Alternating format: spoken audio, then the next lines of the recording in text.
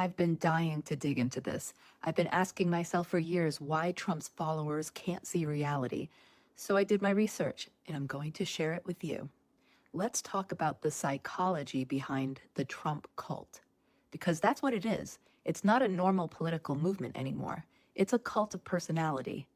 And if we want to fight it, we have to understand it. So let's break it down. First, Trump doesn't offer policies, he offers identity. He's not popular because of what he does, but because of what he represents. To many of his followers, he's the walking, talking middle finger to a system they believe has failed them. They see him as their guy, not because he's honest, not because he helps them, but because he talks like them, rages like them, and punches the people they've been told to blame for everything. In psychology, there's a term for this: identity fusion. It's when your personal identity becomes fused with your group or leader. That's why criticism of Trump feels like a personal attack to his supporters. It's not just he's being criticized, it's I'm being criticized. Second, he offers revenge, not solutions. He doesn't promise to fix healthcare or raise wages or protect your rights. He promises to go after them. Whether it's immigrants, the press, Black activists, LGBTQ people, liberals, college students, elites, anyone outside the tribe. That's classic authoritarianism. Give people a sense of law. Tell them who stole it, then promise to make them pay. And to some people, that rage, that promise of vengeance, is more emotionally satisfying than actual policy. It doesn't fix their problems, but it feels like power. Third, people crave order, and Trump promises strength. When institutions fail, when you don't trust the media, the courts, elections, schools, you start to look for a savior, someone who says, only I can fix it. That's why Trump acts like a strong man. He creates the crisis, then sells himself as the only one tough enough to stop it. He's done that over and over and over again. He's not leading a movement. He's leading a dependency. Fourth, his followers are trapped in an information bubble. They don't just believe lies, they live inside them. Fox News, MAGA influencers, far-right churches, Trump's own app, Truth Social, it's a closed-loop ecosystem that tells them every day, the elites hate you, the media lies, only Trump tells the truth.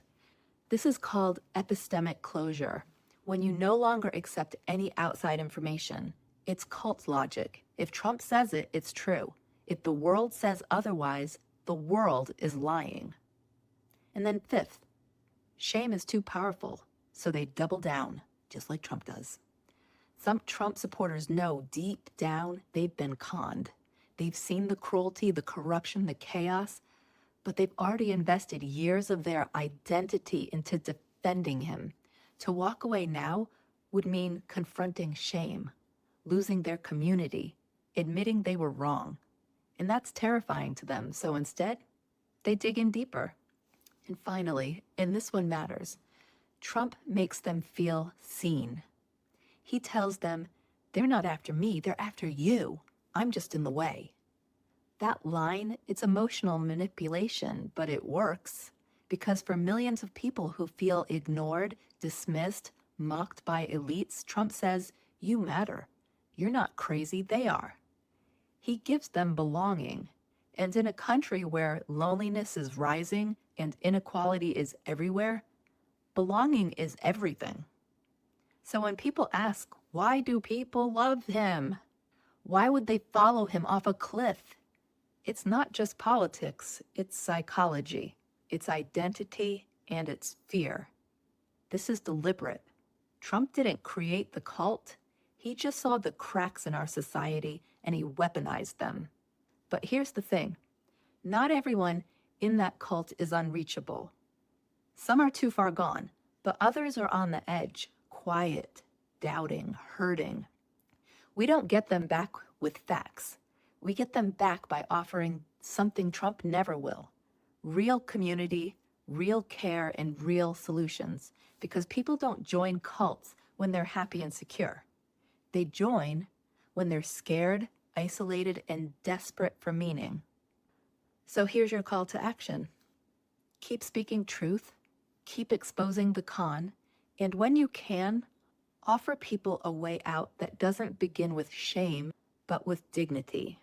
This fight isn't just about defeating Trump. It's about breaking the spell and building something better in its place. That's how we get them in. That's how we get them to abandon him. Let's do it.